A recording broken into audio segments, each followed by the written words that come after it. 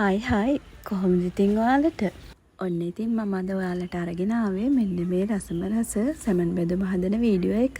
ඉතින් එහෙනම් දැක්ක ගමන් කටට කෙලවනපු මෙන්න මේ රසම රස සැමන් බෙදුම මම කොහොමද හැදුවේ කියලා වීඩියෝ එක අවසානය දක්වා බලන්නකෝ.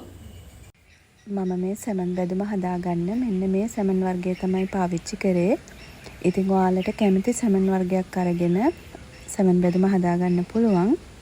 ඉතින් මම මුලින්ම සැමන් එක කඩාගෙන සැමන් ටින් එකේ තියෙන වතුර ටික ඉවත් කරගත්තා. ඊට පස්සේ මේ වගේ භාජනයකට සැමන් ටික දාගන්නවා. සැමන් ටික භාජනයකට දාලා කෑලි ටික වෙන් කරගන්නවා.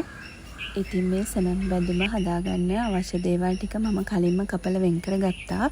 මම මෙතන කපාගෙන තියෙනවා තක්කාලි ගෙඩියක්, බීලුණු ගෙඩි දෙකමාරක්, සුදු ලුණු බෙකි 3-4ක්, ඒත් එකම රම්පේ, අමු මිරිස් කරල් 3-4ක්, කරපිංචා.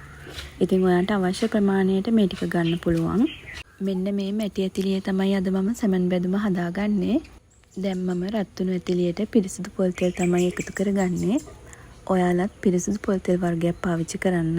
මෙන්න මේ වගේ තෙල් ටික හොඳට රත් වුණාට පස්සේ මම මුලින්ම එකතු කරගන්නේ කපාගත්ත සුදු ලුණු ටික. එකතු කරගත්ත සුදු ලුණු ටික මේ වගේ හැන්දෙන් ටිකක් අවලම් කරලා සුදු ලුණු ටික බැද ගන්න.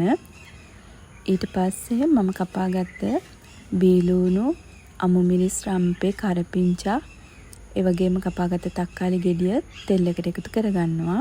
මේ වගේ හැන්දෙන් කවලම් කරගෙන ඊට පස්සේ මම පොඩි වෙලාවක් වහලා තඹ ගන්නවා. ඉතින් දැන් මම මේ විනාඩි 1මාරකට විතර පස්සේ තමයි භාජනය ඇරලා බලන්නේ. මේ වගේ හැන්දෙන් ටික වෙලාවක් ලුණු ටික හොඳට කවලම් කරගෙන ඊට පස්සේ මම එකතු කරගන්නවා මම ගෙදරම හදාගත්ත උළුහාල් කුඩු ටිකක්. මේ එකතු කරගත්තේ උළුහාල් කුඩු ටික එකතු කරගෙන ඉවර වෙලා දැන් මම මේ එකතු කරගන්නේ ගම්මිරිස් කුඩු. ගම්මිරිස් කුඩු ටික එකතු කරගෙන ඉවර වෙලා ඊට පස්සේ අවශ්‍ය ප්‍රමාණයට ලුණු එකතු කරගන්නවා. ඔයාලා ලුණු එකතු කරගනිද්දී රස බලලා එකතු කරගන්න. මම දැන් එකතු කරගන්නේ කෑලි මිරිස්. ඔයාලා කෑලි මිරිස් එකතු කරගනිද්දී ඔයාලට අවශ්‍ය ප්‍රමාණයට සැර එකතු කරගන්න. ඒ ටික එකතු කරලා මෙන්න මේ වගේ හැන්දෙන් කවලම් කරගෙන මම දැන් මේ එකතු කරගන්නේ කහ කුඩු ටික එකතු කරගෙන ඊට පස්සේ මම එකතු කරනවා මිරිස් කුඩු ඔයාලට සැර අවශ්‍ය ප්‍රමාණයට පමණක් එකතු කරගන්න. මේ සැමන් බෙදුමට ලස්සන රතු පාටක් එන්නේ මම එකතු කරගන්න මිරිස් කුඩු සහ තක්කාලි වලින්. ඉතින් මේ වගේ හැන්දෙන් හොඳට කවලම් කරගෙන කැබලි වලට කඩාගත්ත සැමන් ටිකත් ඒත් එක්කම එකතු කරගන්නවා. එකතු කරගත්ත සැමන් කෑලි ටික මේ වගේ හොඳට ලුණු ටිකත් එක්ක කවලම් කරගන්නවා. එතකොට ලුණු මිරිස් රස හොඳට සැමන් කෑලි වලට වදිනවා.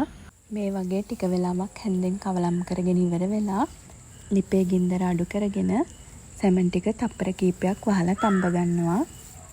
විනාඩියක්වත් සැමන් ටික වහලා තඹ ගන්නේ නැහැ. මේ වගේ ඉස්ම ගතිය තියෙද්දි මම දැන් සැමන් එක හදාගෙන ඉවරයි. ඉතින් දැන් මම ලිප ඔෆ් කරගන්නවා. දැන් මේ ලිප වහලා ඉවරුණාට පස්සේ සැමන් බැදුම තාම ලිප උඩ තමයි තියෙන්නේ. ඉතින් මම ලිප උඩ තියෙද්දිම මේ වගේ හැන්දෙන් ටිකක් කවලම් කරගන්නවා. මේ වගේ සැමන් බැදුම හැන්දෙන් ටිකක් කවලම් කරගෙන ඉවර වෙලා මම දැන් ලිපෙන් බාගත්තා. මේ තියෙන්නේ ලිපෙන් බාගත්ත උණුවෙන්ම තියෙන සැමන් බැදුම. මේ වීඩියෝ එක බලන ඔයාගේ නම් කටට කෙලුණනවා ඇති. ඒ තරම්ම මේ සැමන් බැදුම රසයි. ඉතින් බත් කන්න ආයේ වෙන මොනවත් ඕනේ නැහැ මේ සැමන් බැදුම තියෙනවා නම්. හැබැයි මේ සැමන් බැදුමත් එක්ක අද නම් අපේ ගෙදර තියෙන්නේ සුපිරි කෑම වට්ටෝරුවක්. රෝස කැකුළු බත්, බීට් අල වලට බීට් කොළ දාලා කිරට හදලා සැමන් බැදුම ඒත් එක්කම බිත්තර තම්බලා තමයි තියෙන්නේ. මේ තියෙන්නේ උණුවෙම මට බෙදාගත්ත බත් එක. ඔයාලත් මේ වගේ සැමන් බැදුමක් හදලා උණුවෙම බත් කන්න. ඉතින් එහෙනම් වීඩියෝ එක අවසානය දක්වා එකතු වුණාට ගොඩාක් ස්තුතියි. නැවත අලුත් වීඩියෝ එකකින් හමු වෙමු.